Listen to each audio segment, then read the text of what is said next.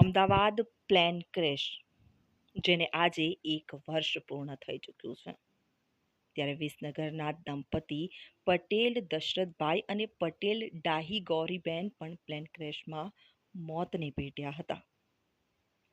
મૃતક દશરથભાઈ પટેલના દીકરાએ કહ્યું, માન્યામાં નથી આવતું, આ ખોટ સદાય રહેશે. નાના છોકરાઓને દાદી દાદાના સાથે રમવાની આદત હતી, ત્યારે આ ઘટનાને અમે ક્યારેય ભૂલી નહીં શકીએ. જી, શું કહેશો? પ્લેન ક્રેશ દુર્ઘટનાને 1 વર્ષ થઈ ગયું છે, તો એ બાબતે શું કહેશો? 1 વર્ષ થઈ ગયું. હમણાં તૈયારી કરતા હતા મોકલવાની, અત્યારે ઉત્સાહ તો મૂક્યા બી પ્લેનમાં ઘરે અમને એમ હતું મેં ત્યાં તૈયાર હતા કે એમને પ્લેન ક્યારે લેન્ડ થાય અને લઈને આવીએ. અને આજે હવે 1 વર્ષ થઈ ગયું.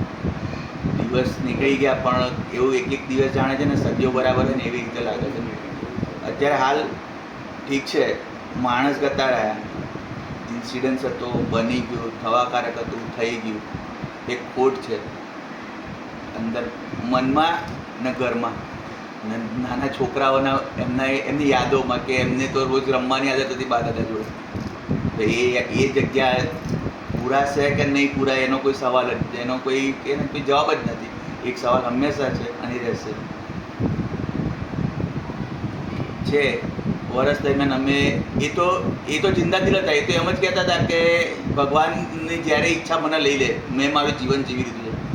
અમે ખાલી એક મોકો ચૂકી ગયા કે છોકરા તરીકે અમારો આખી જિંદગીની એક વસ્તુ કે જે મા બાપે એક નાનામાં નાની 3000ની મિલની નોકરીથી અમને લંડનમાં સેટ થવા સુધીની સફર પૂરી કરી આપી, એમની સેવા કરવાનો જ્યારે મોકો આવ્યો ને ત્યારે અમારા જોડેથી મા બાપનો હાથ જ જતો હતો.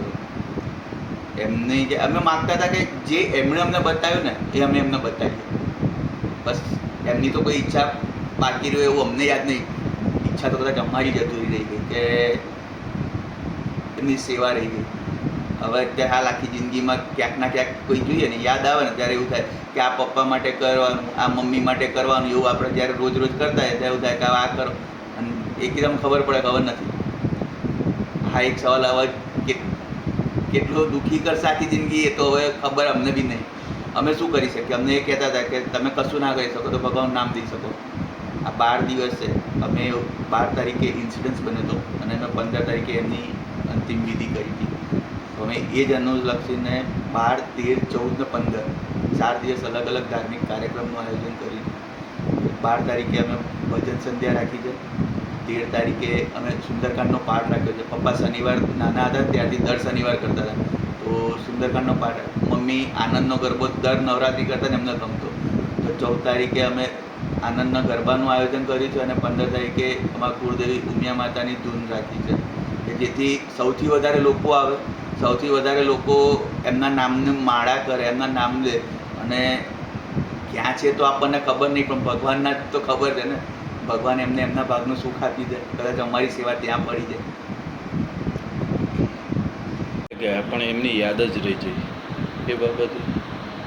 યાદ તો જીવનના છેલ્લા શ્વાસ સુધી રહેશે. કારણ કે કેવું છે કે મા બાપ અમારી માટે એ વસ્તુ હતા કે કદાચ 100 વર્ષે બી ગયા હોત તો અમારી માટે એ 100 વર્ષે પણ અમે એમ જ કહેત કે હજુ એમની માટેનું બધું બાકી રહી ગયું છે, કરી નથી શક્યા. આ છે કે એમને જે સિચ્યુએશનમાં અમને મોટા કર્યા હતા અને અમને જે એજ્યુકેશન પ્રોવાઈડ કર્યું કે જે લાઈફ સેટલમેન્ટને મદદ કરી એ સેવા કરવાનો મોકો અધૂરો રહી ગયો છે.